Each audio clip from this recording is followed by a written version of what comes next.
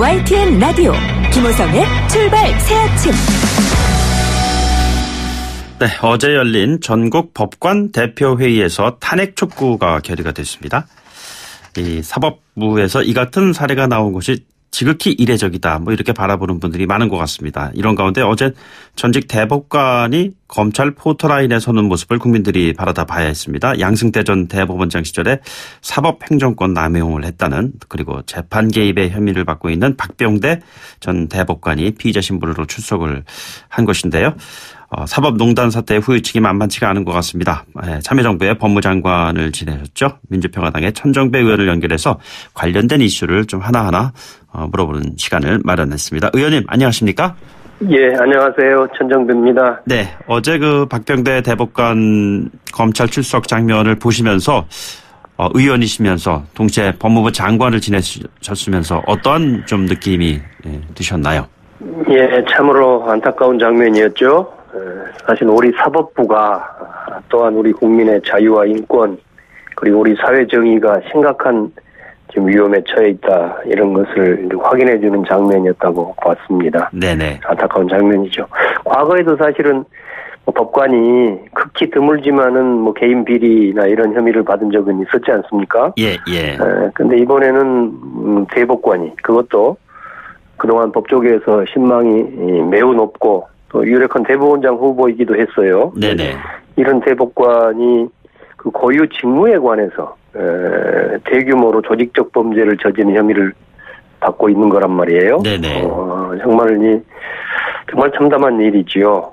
사실은 법관은 국민의 재산, 자유, 경우에 따른 생명까지도 뺏을 수 있는 권한을 가진 분들 아닙니까? 네네. 예, 다시는 이런 일들, 사법농단, 이런 일들이 없도록 해야 할 것입니다. 예, 다시는 사법농단 사태가 없도록 해야 할 것이다라는 말씀하셨고, 그 연장선상에서 역할을 해야 할 특별재판부 설치에 관련된 그 질문 하나 좀 드리겠습니다. 숨어서 위헌을 주장하지 말아라, 방안을 제시하라, 이런 말씀도 하시지 않았습니까? 그렇습니다. 자, 앞으로 이 문제를 어떻게 풀어가야 한다고 보시는지요? 우선 그 문제가 왜 심각한지는 다들 알고 계시지요. 네네. 그러니까 재판이 워낙 많은 그 법관들이 지금 앞으로 사법 처리될 가능성이 있기 때문에 그 동료였던 또는 그 후배, 선배였던 법관들이 과연 공정한 재판을 할 수 있겠느냐. 네네. 그러니 공정한 재판을 할 수 있는 법관들을 좀 선별해서 특별재판부를 만들자, 이런 이제 입법 운동이 일어나고 있는 거 아닙니까? 예. 이 법도 이제 발의돼 있고요. 근데 그것에 대해서 사법부 이제 대법원 측에서 위헌이다, 이런 주장을 한 것을 다 알고 있어요. 네네. 대법원이 형식적으로는 그렇게 말할 수 있겠지만은 왜 이런 특별법을 만들겠다는 움직임이 일어나고 있는지에 대한 자기 성찰이 없어 보인다는 겁니다. 제가 보기에는요. 예. 그래서 대법원, 특히 대법원장과 그 수뇌부가 앞장서서 어떻게 앞으로 이 이른바 사법농단의 전현직 법관들에 대한 재판을, 네네. 그분들이 피고인 재판을 아주 공정하게, 이거는 아무리 우리 동료였다 하더라도 네. 그런 거 관계없이 사심 없이 공정하게 할 수 있습니다 하는 네네. 그런 방안을 내놓아야 한다고 생각합니다. 예. 그 점이 굉장히 미흡해 보이지요. 네네.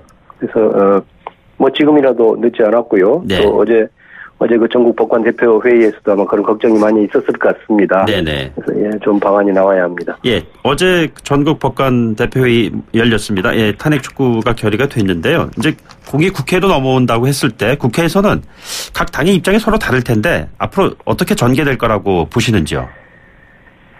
예, 아직 그 문제가 본격 국회 내에서 논의가 안 되고 있으니까 속단은 이릅니다만은, 그러나 아마 많은 정당이나 의원들이 공감을 가질 거로 생각합니다. 예. 그래서 그 점은 좀 더 지켜보고 또 해야 될 것 같고요. 예. 저는 이번에 반드시 탄핵 소추가 이루어져야 한다고 생각합니다. 예. 왜냐하면은, 만약에 법관이, 사법농단이라는 것은 법관이 자기 직무를 그야말로 무너뜨리고 스스로 사법부의 독립성을 포기하면서 그 헌법 위반. 네네. 지금 이 어제 법관 대표회의를 보면은 중대한 헌법 위반 행위라는 데 대해서 인식을 같이 한다. 이렇게 돼 있어요. 예, 스스로들도 중대한 헌법 위반 행위를 한 거란 말이에요. 네네. 그러면 중대한 헌법 행위를 한 법관에 대해서는 지금 헌법이 탄핵으로 파면하도록 하게 돼 있습니다. 예, 예. 그러니까 그 헌법상의 절차를 제대로 밟아야 한다. 잘못을 저지른, 더구나 그 직무상 심각한 잘못을 저지른 사법부의 법관에 대해서는 정식으로 그 헌법 위반 행위라는 것 사실을 확인하고 제재를 가하는 것, 이게 탄핵인데요. 그런 정식 절차에 의해서 해결되는 해결을 시켜야만이 앞으로도 이런 사법농단 행위가 다시 발생하는 것을 막을 수 있다고 봅니다. 역사의 교훈으로도 삼아야 될 것이고요. 네네. 마치 박근혜 대통령에 대한 탄핵이 있음으로써 어떤 그 대통령의 위법 행위가 확인되고 네네. 앞으로 이제 다시는 그런 일이 일어날 가능성을 줄였지 않습니까? 네네. 예. 그 박근혜 정권의 에서 그 사법부마저도 장악하려고 한 것이 바로 사법농단의 근본 원인이다. 이런 말씀 과거 저희 2%에 출연하셨을 때 말씀하셨거든요. 그렇다면 예. 그 시기에 그 재판 예. 그리고 판결 결과 이런 것에 대한 재조사라든가 재심 이런 것이 가능한 건가요? 예를 들자면 전교조 법의 노조 처분이라든가 강제징용 피해자의 손배소 문제라든가 이런 것들을 다시 재조사 또는 재심할 수가 있는 것인가요? 그 상당히 이제 곤혹스러운 문제지요. 네네. 그러니까 이를테면은 예컨대 지금 전교조 관련 판결 재판에 관해서 네네. 어떤 법원의 어떤 선배라든가 고위법관 측으로부터 뭐 압력 같은 걸 받았다고 했을 때 실제로 그 압력에 굴해서 재판했느냐 이런 것들이 굉장히 논란이 벌어질 수 있는 거 아닙니까? 예, 예. 그래서 현행법으로는 이제 법관이 직무상 범죄 행위를 저질렀다고 뭐 확정 판결이 나오면은 그건 재심 사유가 되게 돼 있습니다. 그건 재심 현재 가능한데요. 예. 영향을 이제 받았을 것이라 이런 의혹만 있는 정도. 그러나 구체적으로 그에 대해서 그러니까 그 압력을 넣은 사람들은 앞으로 아마 처벌을 받게 될지도 모르겠습니다만은. 일단 그 압력을 받은 사람들, 그러면서 재판을 했던 분들이 그 재판을 전적으로 다시 재심을 할 것인가 하는 문제는 현행법으로는 굉장히 어려운 문제가 돼 있습니다. 예, 예. 이 점에 관해서는 앞으로 우리 사회에 더 논의가 있고 좋은 지혜를 모아야 할 필요가 있습니다. 예. 한 가지 어제 상황에 연관된 문제 하나 여쭤보겠습니다. 이재명 경기지사 부인 김혜경 씨, 해경궁 김 씨에 대한 그 트위터 계정 조사로 좀 떠들썩했습니다. 이 과정을 좀 지켜보면서 어떤 생각을 가져주셨는지요? 예, 그 사건은 우선 이 지사 측이 혐의를 부인하고 있습니다. 네네. 현재로서는 어느 쪽으로도 예단할 일은 아니라고 여겨집니다. 네네. 예, 앞으로 검찰 또 기소가 된다면 법원이 증거를 면밀히 공정하게 또 신중하게 검토해서 판단해야 할 사안이어서요. 지금으로서는 저로서도 예단할 수는 없습니다. 예. 다만 이제 경찰의 수사 태도에 대해서는 한 가지 지적하지 않을 수 없는데요. 네네. 여권의 주류라고 할 수 있는 김경수 경남지사 건에 대해서는 경찰이 매우 엉성하게 수사를 했지 않습니까? 네네. 그래서 그때 비난도 많이 받았는데 그 반면에 여권의 비주류라고 볼 수 있는 이재명 지사에 대해서는 훨씬 가혹하게 수사를 했어요. 네네. 이렇게 경찰이나 검찰이 편파적인 태도로 수사하는 것, 이건 반드시 바로잡아야 할 필요가 있겠다, 이런 생각을 해봅니다. 당사자가 경찰이 진실보다 권력을 선택했다, 이런 언급을 했습니다. 어떻게 생각하시는지요? 그러니까 그 점에 관해서 아주 공감이 가는 측면이 있지요. 네네. 공감이 가는 측면이 있다는 것은 조금 전에 말씀하신 그 경찰의 그 수사 잣대가 상황에 따라 그렇습니다. 다르다는 말씀이신가요? 그렇습니다.